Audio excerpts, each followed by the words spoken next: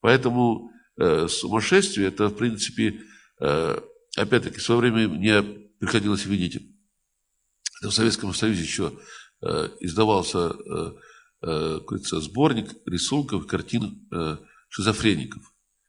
Так вот, понимаете, многие картины были изумительны по своей красоте и глубине, но что отличительное в том, что каждый отдельный кусок, который изображен на картине, он был правильный. Но вот хаос, то есть соединение не было в целости. Что такое сумасшествие? Когда мозг конкретного человека не может сложить целую картину. У него кусочная картина, то есть у него нет связи между одним и другим элементом восприятия реальности. Вот и есть сумасшествие, в принципе.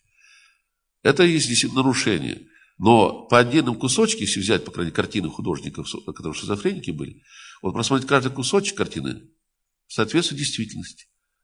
Это если взять кубики мозаики разных, с разными, и перемешать их вместе и расположить перемешанные кубики. Каждый конкретный кубик будет относиться к конкретной мозаике, картинки естественные, реальные и правильные, но соединены они, смешаны неправильно, потому что из разных мозаик, которые имеют разные картинки.